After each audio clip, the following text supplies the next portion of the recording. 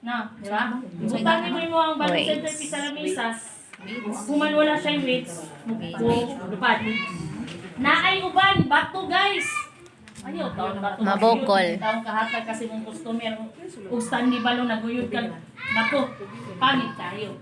Ayaw sad, mineral water na kanang ganing gagmay na 330 ml, butangan yung tubig. Tangi mo sa ilalong para lang papabugat. Ayaw, tawag. Kaya paghatag yung customer na guyod, itaw ka ako. Ang gamiton is balloon, weights, or water balloon. Unsaon na napag-prepare, ma'am? Gripo ha, gripo. Ma'am, ang dispenser, gripo ba na? Dili na pwede, kaya wala na yung pressure. Kinanglan, ang bakbaanin niya, ipatungod sa gripo, pag andar ana mo, di ba? Sulod. Ma'am, hose, kanang pang dilig, pwede. Kaya di ba? Ma'am, kabo. Tubig kabo. Ma'am, isa ka tuig na lang, ma'am, di yun na mo puno imuhang water balloon. Kay dili man kabukabuon lagi daw niya. Sige daw ma'am, testingan na to, kabukabua daw ma'am. Kung mahimo siya gingan. Dili yun. Gripo. Nagproblema mi ato ribbon ng kato gani ginagamit nato kana magbalot ta og regalo. Di ba? Magbalot og regalo ba? Ma'am, ribbon man gyapon na. Di ba? Ang curling ribbon kasi sa pangalan pa lang curling ribbon, mo curl yun siya. Anaan lang nimo og kanang gunting, mo curl siya.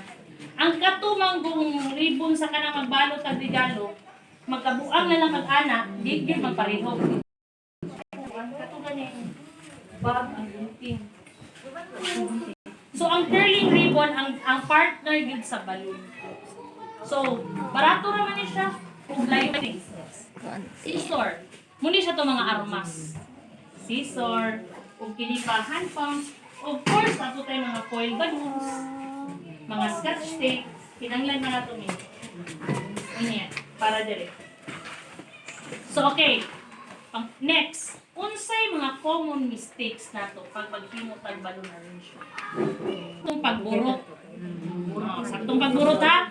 Kung balloon centerpiece, ang burot niya size 5. Pag balloon pillar, size 9. So ibig sabihin, usa na siya kasipyat. Kung dili ka kabalo kung say sukod ana, di good na ko. Okay. Number 2. Di ka gagamit ani weights. Tama to, consider ni mo to kay ma'am, improper tying, di ka kabalo mag-tie. Next, unsa pa? Ang lugar na mag-prepare ka sa imong balloon arrangement. I-consider. Dili pwede ning ayaw dito pagburot ini. Di ba? I-consider ang lugar before maghimo balloon arrangement, especially mga balloon pillar, gisilhigan ang floor.